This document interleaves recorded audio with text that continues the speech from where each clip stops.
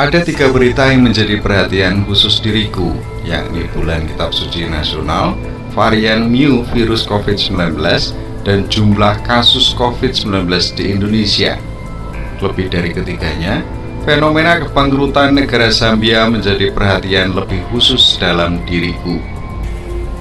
Yang pertama, Minggu Kitab Suci Nasional dan bulan Kitab Suci Nasional 2021.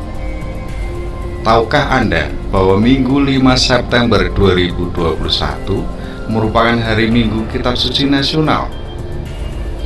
Minggu Kitab Suci Nasional yang mengawali minggu-minggu berikutnya dalam bulan September memiliki sejarah panjang. Berawal dari gerak Roh Konsili Vatikan II, sebagaimana termaktub dalam dokumen Dei Verbum, akhirnya bulan September ditetapkan sebagai bulan Kitab Suci Nasional atau BKSN. BKSN umumnya diisi dengan beragam kegiatan baik dalam lingkup lingkungan, wilayah, paroki, biara, atau komunitas. Kegiatan umumnya meliputi renungan bersama, pendalaman kitab suci, lomba membaca kitab suci, dan pameran buku. Kata pengantar buku PKSN 2021 dikatakan bahwa dilatar belakangi oleh situasi pandemi COVID-19 yang masih bergejolak, bulan Kitab Suci Nasional atau PKSN tahun 2021 mengangkat tema Yesus Sahabat Seperjalanan Kita. Pandemi COVID-19 bukanlah bencana kesehatan semata, sebab telah melahirkan krisis di hampir semua bidang kehidupan.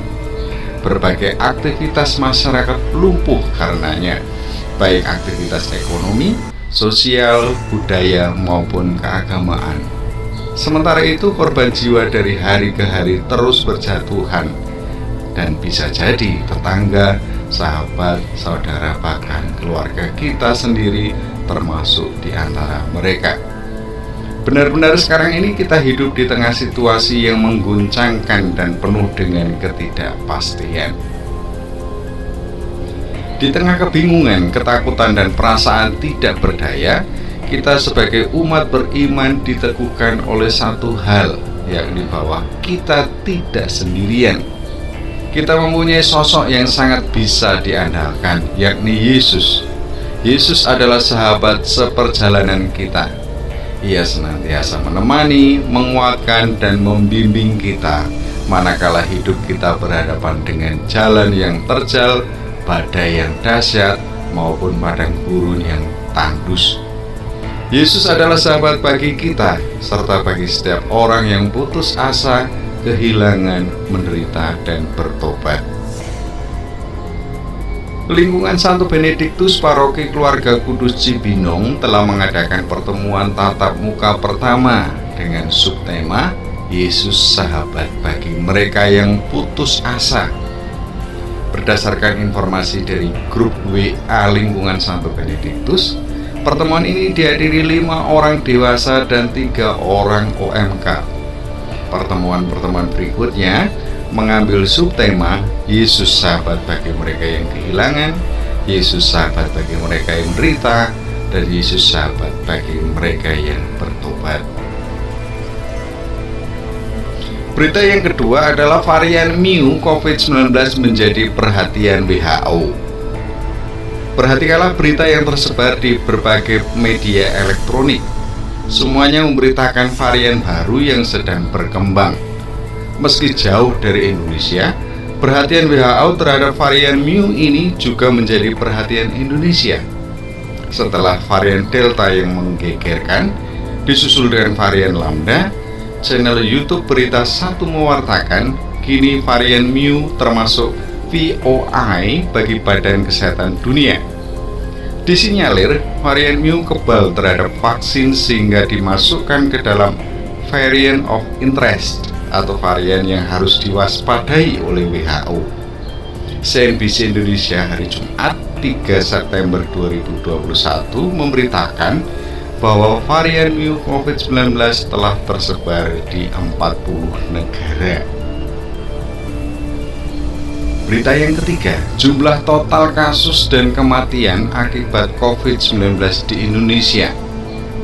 Dilansir dari channel YouTube Pikiran Rakyat, per 5 September 2021, kasus positif bertambah sebanyak 5.403. Akumulasi kasus positif menjadi 4.129.020 orang. 10.191 orang sembuh. Akumulasi kesembuhan menjadi 3.837.640 orang. 392 orang meninggal dunia.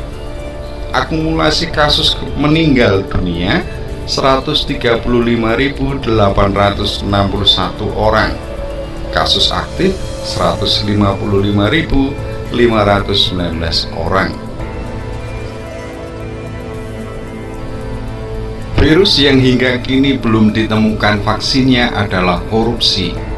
Di samping pemberitaan tentang epidemi COVID-19, korupsi mewarnai hari-hari media elektronik di Indonesia. Dua kepala daerah setidaknya telah menjadi trending, yakni Bupati Probolinggo dan Bupati Banjarnegara. Dua kepala daerah ini seharusnya menggunakan kepercayaan rakyat demi kesejahteraan seluruh rakyatnya. Kenyataannya, mereka menyalahgunakan kepercayaan itu demi kesejahteraan diri mereka sendiri. Virus yang sangat mematikan dan belum ada vaksinnya dengan berbagai variannya itu bahkan sudah membuat sebuah negara bangkrut. Zambia merupakan salah satu negara Afrika yang diterjang badai virus korupsi. FIFA.co.id bahkan memberitakan bahwa level korupsi di Zambia telah mencapai tingkatan dewa sehingga kas negara kosong. Pada hari Jumat 3 September 2021, Kompas.com memberitakan Presiden Hichilema yang baru menjabat sebagai Presiden Zambia selama seminggu mengatakan kas negara kosong karena korupsi besar-besaran. Ledakan anggaran pemerintah selama bertahun-tahun yang dipicu oleh pinjaman berlebihan membuat negara itu memiliki setidaknya 12,7 miliar dolar Amerika atau setara dengan 181 triliun rupiah utang luar negeri. Namun rupanya utang yang dilaporkan pemerintah sebelumnya tersebut kemungkinan jauh lebih besar daripada yang dilaporkan sebagaimana dilansir Bloomberg. Dalam wawancara dengan BBC, Presiden baru Zambia itu menggambarkan kondisi perbendaharaan negaranya benar-benar kosong. Orang-orang masih mencoba melakukan pergerakan dana di menit-menit terakhir yang tidak sah, yang bukan milik mereka, kata Hichilema kepada BBC.